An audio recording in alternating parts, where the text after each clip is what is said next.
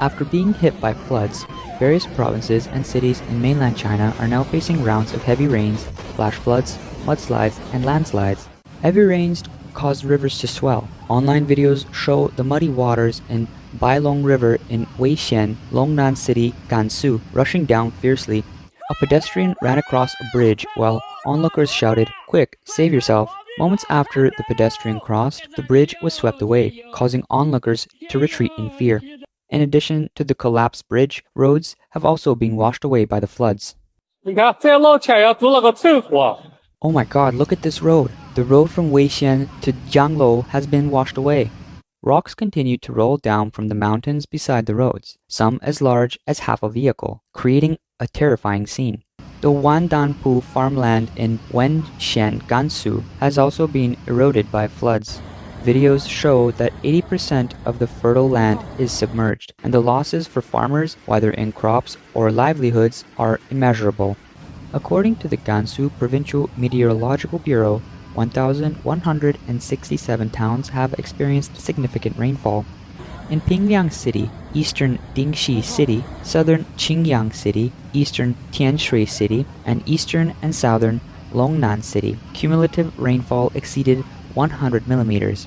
Some areas in Tongwei County of the Dingxi City, Chongxin County, and Lingtai County of Pingliang City, and Qinzhou District of Tianshui City saw rainfall exceeding 250 millimeters, with the highest cumulative rainfall recorded at Xinyao Forest Farm in Chongxin County, reaching 368 millimeters. These heavily affected areas are mainly concentrated in eastern, southern, and central Gansu.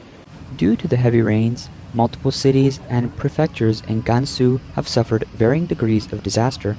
According to official reports, some villages and towns have experienced water and power outages, and road infrastructure has been severely damaged. In Gannan, Dingxi, Qingyang, Baiyan, Tianshui, Pingliang, and Longxi, 192,500 people have been affected, with 1 person dead in Tongwei County, Dingxi City, and 3 missing in Wudu District, Longnan City. Since July 25th, all roads connecting Weixian, Gansu to the outside world have been blocked, and local authorities have initiated a Level 3 emergency flood response. Commenting on the online videos of the disaster, the netizens said, "Natural disasters are increasing this year. It hasn't stopped raining since summer began. This year's weather is extremely abnormal, with uneven distribution of rainfall, droughts in some places, floods in others. Heavy rains are hitting various regions nationwide. Let's hope for safety." Meanwhile, the 3 northeastern provinces of China are also being hit by heavy rains, with Jilin province bearing the brunt. According to CCTV News, at 5 p.m. on July 24th, localized heavy rains occurred in Laozhi Town, Linjiang City, Jilin province, with 96.8 millimeters of rainfall accumulated within 2 hours. At 6:20 p.m. on July 24th, a mudslide occurred in Shujia Guli, Yihe Village, Laozhi Town, Linjiang City, on Provincial Road S204. In a previous program, it was confirmed by staff from the Laozhi Town Police Station in Linjiang City that the missing individuals were Xia Kun, the director of the Linjiang Public Security Bureau, and his driver. Regarding Xia Kun and his driver's deaths, officials stated that Xia encountered danger while engaging in flood control and rescue operations, while state media reported he was in danger while deploying flood control work on site. However, public records show that as the vice mayor of Shanwei, Xia Kun was not responsible for flood control and rescue, but for maintaining public stability. On the Linjiang City government website, information about Xia Kun indicates that among the 6 vice mayors, he ranked 3rd and was responsible for assisting the mayor with public security, judicial, legal, and petition-related work. He oversaw departments including the Public Security Bureau, Judicial Bureau, and Petition Bureau, and had liaison responsibilities with the court, prosecutor's office, armed forces, radar troops, communications units, and National Security Bureau. The discrepancies between official and media accounts and Shakun's actual responsibilities suggest that the situation is more complex than it appears. Netizens speculate that Shakun might have been in the disaster area to maintain stability and carry out higher-level instructions for post-disaster stability, but was unexpectedly swept away by the flood. If true, it's a case of poetic justice. Additionally, affected by Typhoon Kaimi, Shenyang in Liaoning province has turned into a vast expanse of water, with severe flooding in many areas. A netizen from Shenyang shared that his community was flooded, and living on the ground floor, it became uninhabitable. The entire community is submerged. The water is waist deep. There's nothing we can do. So we're setting off fireworks. We've basically given up. Another netizen posted a video of a continuously leaking power strip resembling a crying face, which looks both humorous and heartbreaking. The rainstorm has set the record for the strongest rainfall in Shenyang since meteorological observations began in 1951. Consequently, the city has seen unprecedented flooding, with streets and neighbors severely waterlogged. On July 27th, a local netizen posted a video saying, after a heavy rain, the Shenyang Hun River's rubber dam collapsed, releasing floodwaters. We haven't seen such a torrent in over 20 years. It's the flood from Chipan Mountain that turned our community into a water world. This comment reveals that local residents suspect the flood was closely related to the reservoirs released. Look at this neighborhood. It's completely flooded. The water is almost up to my knees. Look at this neighborhood. If it rains anymore, it's over. Check out the underground parking. The water is about to flood in, and there are still many cars inside. This is all due to water backflow. When discussing provinces heavily impacted by continuous disasters, Sichuan province cannot be left out. As early as mid-July, Sichuan experienced heavy rains, mudslides, flash floods, and other disasters. For instance, in the early hours of July 20th, a mudslide occurred in Xinhua village in Yan'an City, Sichuan. According to official reports, as of 2:30 p.m. on July 22nd, rescue workers had found 14 bodies, and 25 people were still missing. Due to the CCP's usual practice of concealing the true extent of disasters, the actual number of casualties remains unknown.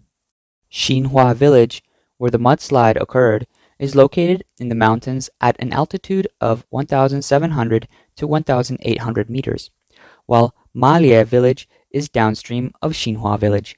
During the heavy rains, the steep terrain acted like a funnel, channeling part of the rainwater into the Malie River, causing flash floods that swept through the residential and agricultural areas along the river. Meteorological data from the day shows that Xinhua village experienced a maximum hourly rainfall of 53.8 millimeters, with a total rainfall of 107.5 millimeters from 8 p.m. on July 19th to 8 a.m. on July 20th. Local elders said they had never seen such heavy rain in their lifetime.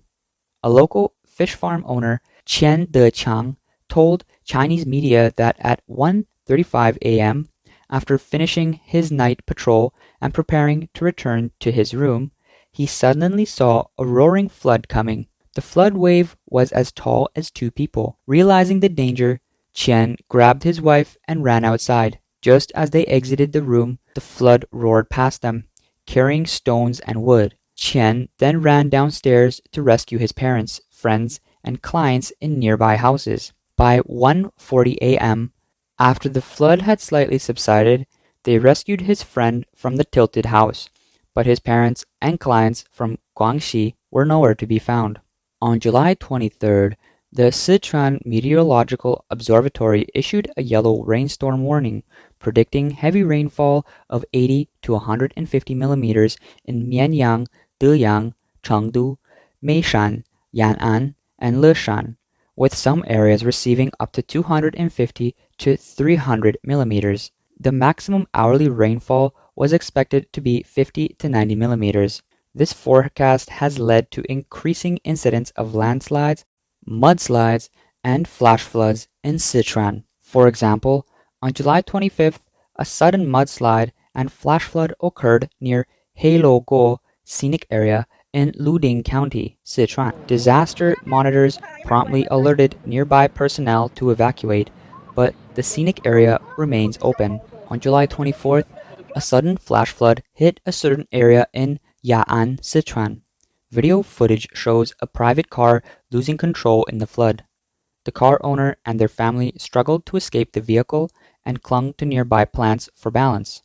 During the chaos, a child was nearly swept away, but a kind person reached out and saved the child, and the entire family was ultimately rescued. This harrowing scene left all onlookers holding their breath. Unfortunately, the geological disasters have not ceased. On the morning of July 28th at 8:18 a.m., a landslide caused by flash floods occurred in Jilin village of Nanyue district in Hengyang City, Hunan province. The landslide buried an entire one-story guest house, trapping 18 people inside. By 11:30 a.m., 17 people had been rescued, with 11 confirmed dead and 6 injured. Rescue efforts are ongoing. Tragically, in such situations, the CCP has downplayed the disaster reports. On the morning of July 27, there were no trending topics related to floods, typhoons, mudslides, or flash floods on Weibo or Baidu. Social media platforms appeared calm, as if these disasters never happened. About a year ago, floods also hit the area around Beijing. Yet the CCP's top officials ignored it and went on vacation to Beidaihe, sparking public outrage. On July 25th this year, the CCP authorities held a Politburo Standing Committee meeting to discuss flood control and disaster relief, as a gesture to appease the affected populace. The meeting noted that this year has seen abnormal weather patterns with frequent and prolonged heavy rainfall, early and rapid river floods, and repeated heavy rain impacts on some areas. Despite being unaware of the ongoing disaster situation, the CCP state media has consistently downplayed negative news about floods and pandemics. However, the content of the Politburo Standing Committee meeting revealed the true extent of the disasters in China. On July 12th, the CCP's Ministry of Emergency Management released a report on the natural disasters in the first half of 2024. But this was not covered by the state media due to the upcoming third plenary session. The report stated in the first half of the year, the national average rainfall was 317 millimeters, 14% more than the same period in previous years. There were frequent and intense extreme rainstorms, with 19 regional heavy rain events nationwide. Major rivers saw early and significant floods, with frequent floods in medium and small rivers. 618 rivers in 21 provinces, including Guangdong and Guangxi, experienced floods exceeding warning levels. Many areas faced secondary disasters like flash floods, urban waterlogging, landslides, and mudslides due to heavy rain. This indicates that floods have been occurring frequently across China, but the CCP leadership only issued directives for a few isolated incidents. The Politburo, the Standing Committee, and the third plenary session did not discuss the disaster in detail. Since May, the CCP has issued 3 similar reports, one of which mentioned since June, Guangdong, Guangxi, Fujian, Anhui, and Hunan have been repeatedly hit by disasters. In the first half of the year, heavy rain, floods, and geological disasters affected 14.3 million people to varying degrees, with 230 people dead or missing, 742,000 urgently relocated, 21,000 houses collapsed, 133,490 hectares of crops affected, and direct economic losses of 59 billion yuan. This shows that 2024 is not just an abnormal weather year, but the CCP refuses to acknowledge the disasters and subsequent man-made secondary disasters as its responsibility. Instead, it boasts about the government's achievements in flood control. The Politburo meeting claimed that China is currently in a critical period for flood control and disaster relief, emphasizing the need to win the battle against flood and urging all levels of leadership to be at the forefront. In reality, this meeting was a symbolic gesture before the leaders went on vacation, passing the responsibility to lower level officials. After the meeting, the Politburo members still headed to Beidaihe for their vacation, leaving local officials to handle any further issues. The central government declared that significant progress has been made under the leadership of Xi Jinping, subtly implying that the central government had done its part and any further issues were not their responsibility. This so-called significant progress is merely the result of the CCP's constant posturing and disgraceful actions in the disaster areas. For example, after the closure of the embankments around Dongting Lake, 210 million cubic meters of water remained inside the Tunzhou dike, equivalent to 15 West Lakes. The state media shamelessly staged photo ops nearby, singing praises and turning this breach into a supposed success, much to the amusement of the local police. Moreover, the truth about the severe floods being caused by reservoir releases was hinted in the meeting's content. The Politburo meeting stated, "We must ensure the safety of important embankments, reservoirs, and infrastructure, increase inspection and risk elimination efforts, and resolutely prevent breaches of major rivers, embankments, and the collapse of large and key medium-sized reservoirs. We must also refine the process for using flood storage and detention areas."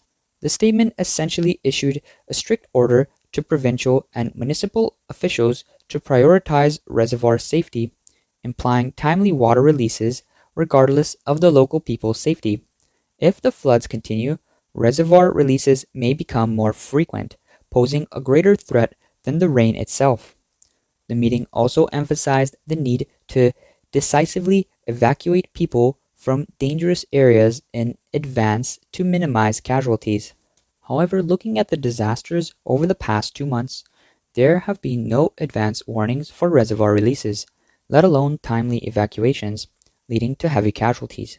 The meeting's requirements are effectively empty words, as local officials, to cover up negative news, are unlikely to inform the public about reservoir releases in advance.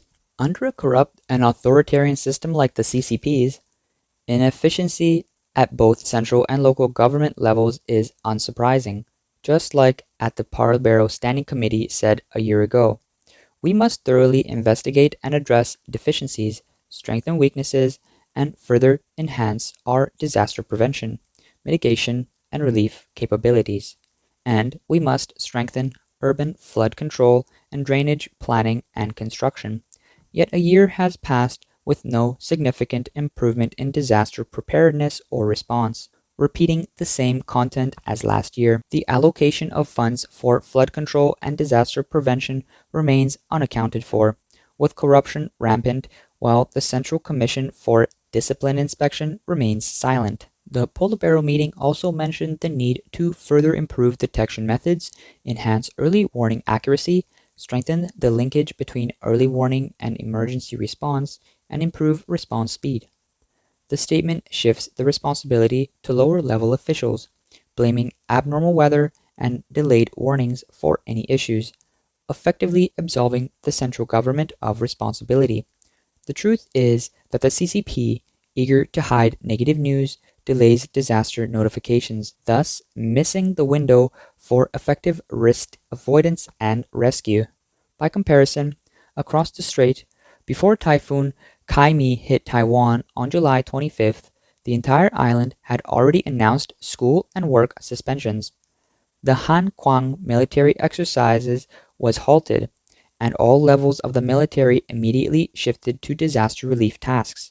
To reassure the public, Taiwan's President Lai Ching-te announced a subsidy of 200,000 yuan per household for severely affected areas. In contrast, the CCP's response to disasters is often much slower, prioritizing political stability over disaster prevention and relief. This results in the Chinese population suffering not only from natural disasters, but also from man-made disasters caused by the CCP, which itself is the greatest calamity.